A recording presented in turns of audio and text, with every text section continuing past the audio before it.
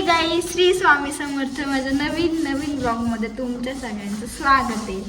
तर आज आम्ही लोकेशन दुसरं दिसतंय. आम्ही नवीन घरी राहायला येणार आहे म्हणून साफसफाई चालली. बघा आमची कामवाली. हे किचन आहे, हा हॉल आहे, हा हे बेडरूम आहे, हे हॉल आहे, हा बघा. आणि इथं ही बाल्कनी. आपलं घर तिथं होतं पहिलं बघा. इथं होते या पोल्ट्रीच्या बरोबर तिथं. आता आपण इथे राहायला. आज धुणं वगैरे सगळं चाललंय. उद्या शिफ्टिंग करायची. जेवण करायचं मला. बघा कामवाली. घरचं काम तू करायचं, पण तुला काय वाटलं इथलं काम केलं तुला घरचं काम? No baby no. ऐकलं बापच आहे. हे सगळं लहान नाही काय काढायचंय ते मला. बघा कामाली हॉल पुसत्या. काहीच फरक दिसत नाही मला. म्हणजे खराब झालेलं पण दिसणार नाही परिस्थिती. ते घर लय बारीक होते, घर मोठे आहे. बघा तिथे किती घाण आहे. नळीचं तोंड ते एकत्र दिसतंय. माझ्या तोंडाचं उत्तर समजत नाही. माझं आता काय सांगते बघा. हे सगळं आता कलर करायला लागणार आहे. किती घाण. ये गॅलरी आहे. सगळं सामान आल्यावर म्हणतो. हा बघा पहिल्यांदा झाल्यापासून मोठ्याने भूक ना. भूक पहिलं झाल्यापासून पहिल्यांदा फॅन पुसतो.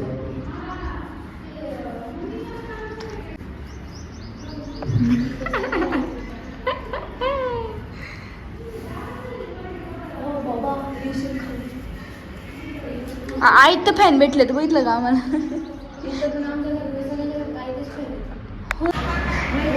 बघा कामवाली. मी अशी झोपले मस्त मांडीवर. अजून तिथं किचन पुसायचं तुला. एवढे हळूहळू गेल्यावर कसं व्हायचं. नेवाशाला चाललं होता तो. आणि ही पण मागं लागली होती. तेव्हा ती काहीतरी 3 वर्षाची असेल, 3-4 वर्षाची. आणि तिला मी म्हणायची अगं नको जाऊ जुई, नको जाऊ. ती म्हणजे नाही मला जायचं पप्पा समोर. गेली. आणि गेल्यानंतर जाताना तर निम्म्या ह्याच्यात गेल्यावर दारू प्याला.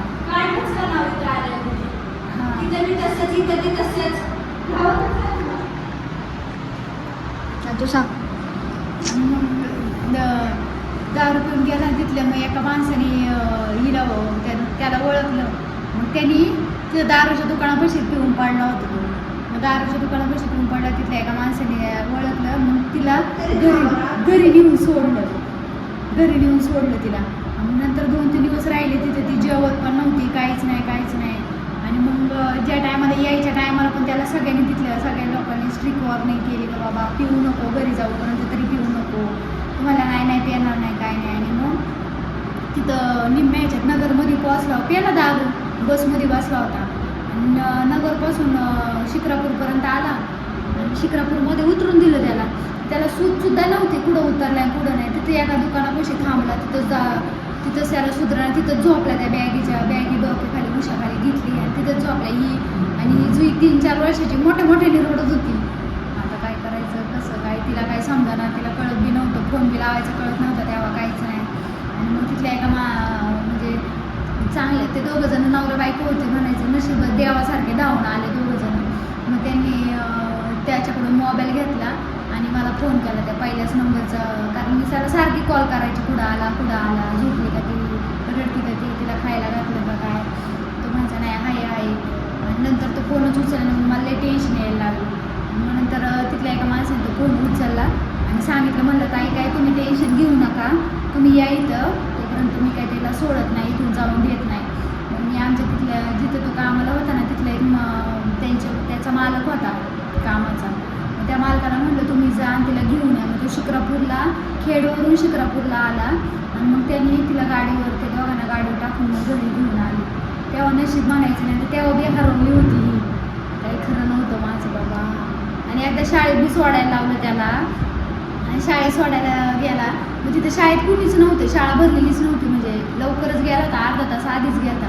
मग तिथं शाळेत शिक्षक वगैरे कोणी येऊपर्यंत थांबायचं तर तो थांबलाच नाही. तिथं तिला शाळेच्या गेटपाशी सोडलं आणि हा बाहेर, म्हणजे गेट होता आतमध्ये, गेट होतं आणि आतमध्ये शाळा होती. शाळेच्या तिथं त्या ह्याच्यापाशी सोडलं वरांड्यात आणि बाहेर येऊन बसला हा.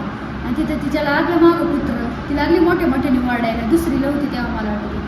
आणि मोठ्या मोठ्याने ओरडायला लागल्यावर मग तिथल्या एका दूधवाल्या माणसाने तिला गाडीवर बसवली. आणि तेव्हा बी मी विधा म्हणते माझं त्या टाईम, म्हणजे तेव्हा बी नशीब माझं चांगलं की त्या माणसाने लगेच तिला गाडी बसवली. हिने ॲड्रेस सांगितला आणि त्यांनी डायरेक्ट घरपोच आणून सोडले. हा माणूस कुठं दारूच्या दुकानात गेला आहे आणि वर परत मला म्हणतोय माझ्यासमोर जी गेली कोणाच्या गाडीवर बसून गेली.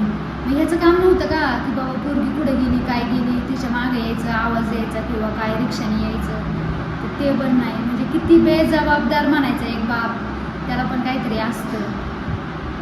त्याच्यामुळे बापावर सुद्धा विश्वास ठेवायचा काय लायकीचा नव्हता त्याच्यावर. बघा मी खिडकीमध्ये बसले, स्वच्छ झाला अख्खं घर. चाललो आम्ही. बघा बेकार कथा होता. This is building and this is house. आम्ही आलो घरी. इथं आलो कसं तरी वाटतले. तर मला काम करायचं आता हे करणार आहे सगळं. मी काहीच नाही करणार. कसली बेकार दिसते. मी पण आंघोळ केली नाही, मी आवरून. सो गाईज, आजचा ब्लॉग तुम्हाला कसा वाटला ते नक्की कमेंटमध्ये सांगा. लाईक करा, शेअर करा, सबस्क्राईब करा आणि आपल्या इंस्टाच्या आयडीला फॉलो करायला विसरू नका. मी खाली आय डी देते. तर आजचा ब्लॉग हा काम ते सगळं काय ते साफसफाईचा होता. उद्या शिफ्टिंगचा ब्लॉग येणार आहे. तर लवकर जा आणि आपल्या चॅनलला सबस्क्राईब करा. बाय.